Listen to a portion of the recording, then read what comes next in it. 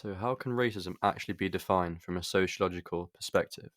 Well, according to Wilson, racism can be described as an ideology of racial domination or the discrimination and inequality based on the belief of a superiority of one race over others.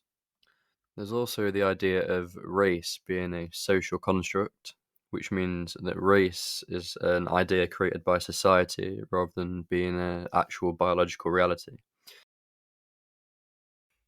So I'm going to talk a little bit about racism and the history and the context of it and where it actually came from. So in the 17th and 18th centuries, the Europeans encountered non-European civilizations such as those in India and Africa, and scientists and colonizers gave race an actual biological meaning. So these scientists and colonizers applied the term race to humans as a way to classify us. So this is kind of where racism was born in a sense, as we started to be classified by the color of our skin rather than other subcategories.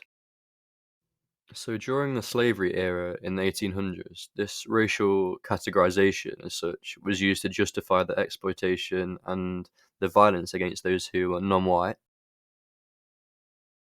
So there's four types of racism. The first type is overt racism. This is open racism that is very obvious and people can see, such as hate speech or calling someone the N-word. Racism is institutional racism.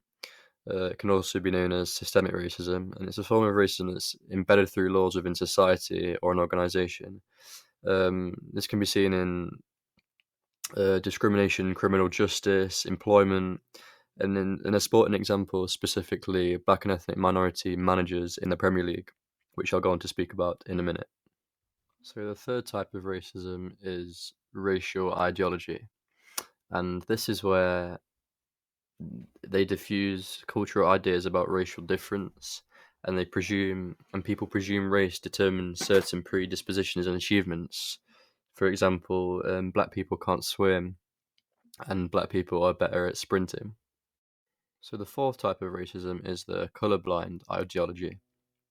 And this is where people say, oh, I don't see race, and we've just got to treat everyone equally.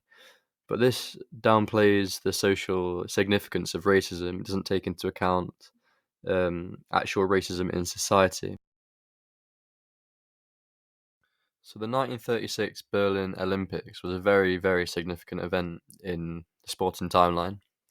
A lot of racism occurred at this Olympics, and it was more of a propaganda event to showcase Hitler's regime rather than a sporting event. So much so that America wanted to boycott the games due to Hitler's Nazi regime. However, America's decision to actually participate may have foreshadowed Hitler's eventual downfall, as Jesse Owens, who was a black American, won 4 gold medals, which absolutely shattered the myth of Aryan racial supremacy. And it shocked the world because no one expected this black American to, outcompete these privileged white male athletes. So a couple of examples of overt and institutional racism in sport. So the first example of overt racism was Andres Kudela calling Glenn Kamara N-word, and he ended up getting banned for 10 games. And an example of institutional racism in sport is the lack of BAME managers in the Premier League. And one of the main reasons for these lack of black coaches is that team owners are simply less likely to employ BAME candidates. But however, the Rooney Rule, which was employed in the NFL, can combat this. So ways that we're beginning to tackle racism. The first one is Black Lives Matters. This is a very, very big movement at the minute. You can see footballers taking knees at the start of games. Organisations, older ones such as Show Racism the Red Card and Kick It Out, help tackle racism as well. And you can see on the sleeves of football players and referees in the UEFA Champions League respect badge on their shirts. So to conclude, racism is still very prevalent in sport, both overtly and institutionally, as you can see by the examples I've given.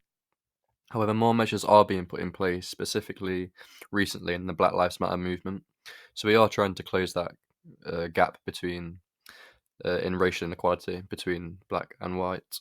and other black and ethnic minority groups. Race can also be seen as a social construct started by colonialists rather than an actual biological difference.